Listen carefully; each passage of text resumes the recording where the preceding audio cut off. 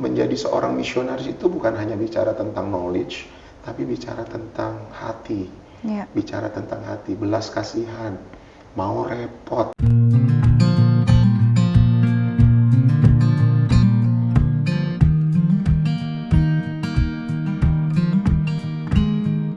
Shalom, selamat datang di Pentakostal Podcast Sekolah Tinggi Teologi Bethel Indonesia. Kali ini saya Yvonne bersama dengan narasumber kita yang luar biasa pada saat ini.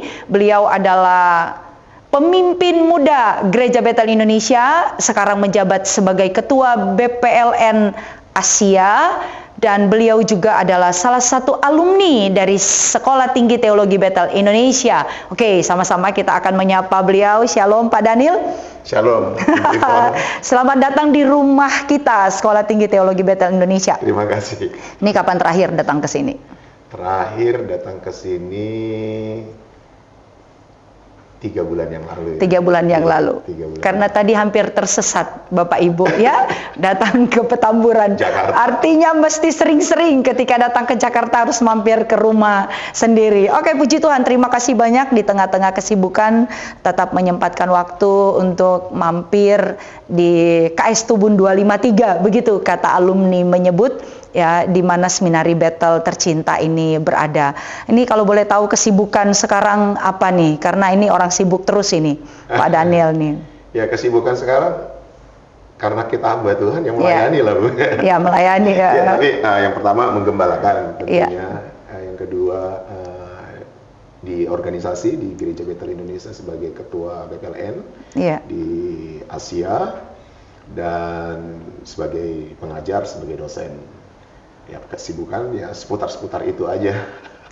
Wow, oke. Waduh, kita kan suka lihat-lihat juga di media sosial ya, pelayanan-pelayanan Pak Daniel cukup banyak begitu ya, dan sangat-sangat menginspirasi juga pastinya buat adik-adik yang ada di STT Bethel Indonesia, supaya mereka juga bisa mengikuti jejak kakak-kakaknya yang setelah selesai dari perkuliahan terus masuk ke ladang misi dan tetap berkarya untuk kerajaan Allah. Ya, dipuji Tuhan. Saya juga sebenarnya mengucapkan terima kasih kepada Pak Daniel yang selalu membuka hati, membuka tangan untuk menerima anak-anak ya, adik-adik yang PPL selama 1 semester. Terima kasih banyak Pak Daniel. Itu sangat membantu mereka sebenarnya untuk belajar dan juga punya wawasan baru ya, bagaimana melayani di gereja lokal, apalagi mereka kemudian diberikan kesempatan untuk melayani di lintas negara gitu ya, karena Pak Daniel menggembalakan di Kuching, Malaysia. Oke Pak, ini Pak Daniel lulus tahun berapa nih? Kalau masih ingat lulusan tahun berapa nih Pak Daniel? Saya lulus tahun 2006. 2006. Oke, waduh, itu sudah berapa tahun lalu ya? Sekitar 17-an tahun lalu? Wow, luar biasa. Kira-kira ini perjalanan iman selama 17 tahun ini, kalau bisa dibuat dalam satu kalimat pendek itu, apa kira-kira kesannya Pak Daniel selama ada di ladang pelayanan ini 17 tahun ini setelah selesai dari STTBI? Iya, 17 tahun setelah tamat dari STTBI, terus waktu itu saya ingat diutus ke Makassar. Iya. Dan di sanalah banyak pengalaman sebenarnya. Satu kalimat yaitu pembentukan karakter pelayanan. Jadi karakter pelayanan itu yang terbentuk di mana kita di lapangan kita benar-benar mengandalkan Tuhan. Di lapangan kita benar-benar belajar di mana Roh Kudus membawa kita dengan orang-orang yang tepat. Dan di situ kita mulai kebentuk. Memang ada hal-hal yang sepertinya kita tidak sesuai dengan hati biasanya di lapangan, tetapi karena sebuah panggilan, ada visi yang Tuhan taruh, ada mimpi yang Tuhan taruh, dan itu yang membuat kita terus semangat, yang terus menjalankan apa yang Tuhan taruh dalam diri kita itu, apa yang Tuhan telah tanam dalam diri kita itu. Dan itu yang buat kita semangat, sampailah kita terus sampai hari ini. Dan sampai kapan? Gak tahu sampai kapan. Iya, Oke, wow, puji Tuhan. Saya highlight satu poin tadi. Pak Daniel mengatakan bahwa Tuhan membawa kita bertemu dengan orang-orang yang tepat, yang dengan orang-orang itulah akhirnya visi Tuhan dalam hidup kita itu dipertajam. Apa itu yang Pak Daniel dapatkan ketika bertemu dengan ya beberapa mentor pasti ya, yang mewarnai kehidupan Pak Daniel sehingga bisa sampai sekarang ini menjadi misionaris bukan hanya di Indonesia tetapi juga di dunia. Iya, begitukah Pak Daniel? Betul. Saya ingat waktu itu ketika di Makassar, Pak Henok pernah mengunjungi saya. Ibu Ivon juga pernah ya mengunjungi saya. Iya, terima kasih banyak diberikan kesempatan waktu itu. Itu betul-betul jadi teladan betul buat saya. Pak Henok ada satu kalimat dia bilang gini, Daniel, kamu di ladang pelayanan begini, yang kamu fokuskan adalah sekarang bagaimana Tuhan sedang membentuk karakter kamu. Dia bilang begitu. Jadi itu sangat memberkati saya dan itu yang saya pegang. Nah, lalu saya berjumpa dengan Pak Anton. Pak Anton Yosef itu gembala saya di Makassar. Dia mengajarkan tentang misi, banyak hal tentang misi. Dia berkata bahwa kita itu harus membalas kebaikan Tuhan karena Tuhan yang sudah pulihkan Pak Daniel dari hidup lama. Jadi Pak Daniel harus melayani Tuhan, lakukan semua itu untuk Tuhan. Dan bukan hanya bicara, tapi dia menjadi teladan di mana dia buka sekolah misi, dia buka pelatihan dan mengutus orang, merawat orang, dan itu yang menjadi teladan buat saya. Hidupnya diserahkan untuk pelayanan. Walaupun usianya tidak muda lagi, tapi semangat misinya luar biasa dan itu mempertajam saya. Lalu berjumpa lagi dengan gembala saya saat ini yaitu Pak Irwan yang benar-benar mengajar tentang ketulusan dalam sebuah pelayanan, dalam misi, jangan cengeng, dan itu dibentuk terus. Akhirnya nemukan lagi, makin dipertajam lagi. Dan akhirnya sekarang ya apa yang saya lakukan buat anak-anak sekolah misi, kebetulan kita juga buka sekolah misi, dan anak-anak yang kita mentor, dan nilai-nilai itu juga yang kita tanamkan buat mereka dari ya apa yang Tuhan bimbing, apa yang dari banyak-banyak orang juga, termasuk dari ketiga orang tadi, Pak Henok, Pak Anton, dan Pak Irwan tadi.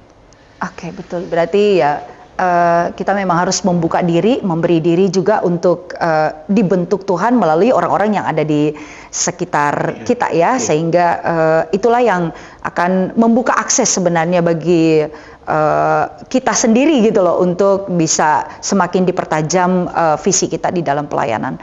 Oke, nah karena memang ya kita kenal lah Pak Daniel itu sebagai seorang misionaris begitu ya, dan setiap kali ya berbicara tentang Pak Daniel ya saya sering kali juga suka menyebut itu di kelas gitu untuk menjadi inspirasi bagi adik-adik kelas yang sedang belajar gitu, bahwa ya kita semua punya tanggung jawab kan untuk bermisi. Nah, bagi Pak Daniel sendiri arti menjadi seorang misionaris itu apa sih bagi Pak Daniel? Iya, misionaris itu kan yang diutus ya. Artinya adalah diutus untuk mengabarkan berita keselamatan. Jadi bagaimana kita dulu ada orang yang tolong kita, ada orang yang sampaikan Injil kepada kita. Sebelum ya kalau saya sih Bu Ivon, saya bukan bapak, saya bukan pendeta Bu Ivon. Jadi pengalaman itu, bapak saya bukan pendeta, orang tua saya bukan pendeta, dan kami dari latar belakang keluarga yang kurang baik. Nah, jadi ada orang yang datang ke rumah kami, ada orang yang melayani kami, yang membayar harga untuk memberitakan Injil kepada kami, bahkan bermalam menginap di rumah kami hanya untuk melayani kami. Dan hari ini kami satu keluarga semua melayani Tuhan. Hari ini kami semua mengasihi Tuhan lewat satu orang yang sangat sederhana itu, yang memberi hatinya kepada kami. Dan itu yang menyimpulkan saya bahwa menjadi seorang misionaris itu bukan hanya bicara tentang knowledge, tapi bicara tentang hati, bicara tentang hati, belas kasihan, mau repot, mau repot. Nah, jadi saya melihat bicara tentang misionaris, ya bicara itu kita diutus untuk mengasihi orang, membawa orang kepada jalannya Tuhan, membawa orang kepada keselamatan, membawa orang berjumpa Yesus. Kesimpulannya adalah, singkat ceritanya gini, kita itu membawa rasa Yesus buat orang lain, membawa rasa Yesus buat orang lain. Bukan hanya pergi sana, pergi sana, bukan, tapi ketika kita berjumpa sama orang dimanapun kita, ada rasa Yesus yang mereka rasakan. Iya. Artinya ya sebagai orang Kristen seharusnya kita semua misionaris ya. Harus ya. Membawa rasa Yesus itu supaya bisa ya terasa oleh orang lain. Oke, Pak Daniel, kan orang selalu berkata gembala melahirkan gembala, pemimpin melahirkan pemimpin. Berarti misionaris kan mestinya melahirkan misionaris begitu. Nah, apa yang Pak Daniel lakukan supaya ini juga bisa terwujud? Banyak misionaris lain, banyak Daniel Ginting lain yang pergi kemana-mana gitu untuk memberitakan Injil. Iya, 3 visi yang Tuhan taruh kan. Yang pertama, perbanyak orang percaya. Yang kedua, perbanyak pemimpin. Yang ketiga, perbanyak gereja. Oke. Nah, kemanapun kita pergi harus beritakan Injil. Yang kedua, memperbanyak pemimpin. Bagaimana? Ya kita buat sekolah misi, kita buat training misi. Nah, anak-anak itu yang formal. Tapi anak-anak yang nggak formal seperti anak-anak di dalam gereja, anak-anak muda di dalam gereja, itu kita latih untuk menjadi misionaris harus jadi pendeta. Saya setuju, semua kita misionaris. Nah, jadi seperti anak-anak yang mereka pindah kerja di satu tempat, pindah kerja ke satu kota, biasanya mereka akan menjadi berkat di kota itu. Paling tidak mereka juga menjadi perintis-perintis gereja, bisa gitu. Semangat mereka juga itu. Pak, kami di sini ada 3 orang, Pak, 4 orang, Pak. Nanti saya kunjungin mereka di sana. Seperti kayak di Brunei waktu itu, saya jumpa satu wanita. Dia bukan sekolah Alkitab, gitu. Dia justru orang banyak masalah. Tapi ketika kita encourage, saya bilang, coba kamu kumpulkan 4 orang karena nggak bisa kamu terima, kamu juga harus keluarkan apa yang ada di hatimu, pengalamanmu dengan Tuhan. Pak, ini ada 7 orang, Pak. Nah, sekarang sudah ada 60 orang. Wow. Nah, jadi yang begitu-begitu. Jadi kita lahirkan ya para pemimpin-pemimpin yang seperti itu. Dan sekarang juga udah diutus ke beberapa tempat. Dan ada 20, ya sekarangnya ada 23 gereja. Dan ditaruh pemimpin-pemimpin semua di sana.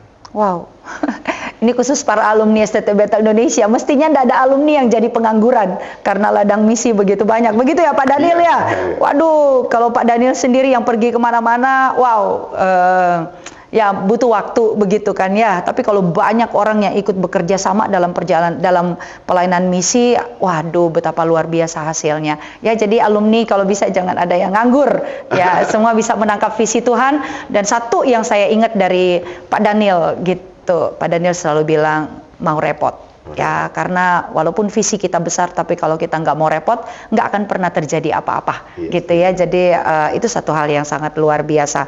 Oke, apa kira-kira yang jadi harapannya Pak Daniel ini 5 tahun ke depan, 10 tahun ke depan? Apa yang ada di bayangan Pak Daniel yang akan Pak Daniel lakukan, gitu? Saya berangkat dari sini, Bu Ivon. Isu dalam pelayanan misi itu kan dari zaman Tuhan Yesus itu 2 aja. Uang dan orang kurang. Gitu. Jadi saya selalu bilang sama teman-teman bahwa pelayanan kita ini adalah pelayanan gua adulang. Iya, jadi kadang-kadang orang yang datang sama kita ini bukan orang-orang yang sudah sempurna, justru orang-orang yang bermasalah. Justru orang-orang seperti itulah yang kita latih untuk mereka jadi pemimpin. So kalau Ibu Ivon tanya apa harapan saya hanya satu. Orang yang nggak tahu arah hidupnya, orang yang nggak tahu jalan hidupnya bagaimana, sebenarnya orang ini orang potensi, mereka ini mutiara-mutiara. Kadang-kadang mereka nggak punya mentor, mereka nggak punya bapak, mereka nggak diarahkan. Dan saya berpikir harapan saya adalah biarlah saya ini boleh menjadi alat Tuhan untuk membawa mereka ke jalan Tuhan, ke visi yang Tuhan taruh. Akhirnya mereka menemukan potensi mereka dan mereka boleh berkembang. Sehingga lahirlah banyak pemimpin-pemimpin sesuai dengan panggilan dan karunia mereka masing-masing. Harapan saya cuma itu, nggak ada target yang lain. Hanya banyak orang, anak-anak muda yang saya lihat banyak potensi sebenarnya, cuman mereka nggak ada bapak, mungkin luka masa lalu, mungkin mereka nggak pernah diarahkan, tapi kita lihat ini anak potensi, ini anak kerajaan, ini mutiara yang ini, dan kita harus temukan ini. Dan akhirnya itulah yang mau saya lakukan supaya banyak lagi orang-orang misi yang punya latar belakang gua adulan tadi, orang bermasalah tadi, akhirnya dilatih jadi pahlawan-pahlawan yang gagah perkasa, jadi pemimpin-pemimpin yang gagah perkasa. Ya saya setuju bahwa sebagai pemimpin kita harus punya ketajaman untuk melihat ini ya, orang-orang yang bisa kita latih untuk kemudian juga bisa menjadi rekan kerja kita nantinya gitu. Waduh, itu hal yang sangat luar biasa. Terima kasih banyak sudah berbagi pada kesempatan ini, dan kami selalu berdoa ya, keluarga besar Sekolah Tinggi Teologi Bethel Indonesia bangga punya Pak Daniel yang ada di ladang pelayanan. Kami berdoa Tuhan tetap kuatkan bersama dengan istri tercinta dan juga anak-anak ya, beserta dengan jemaat yang dilayani di Kucing ya, tetap semangat juga melayani sampai Tuhan Yesus datang. Tuhan Yesus memberkati. Ada mungkin sesuatu yang mau disampaikan sebagai closing statement?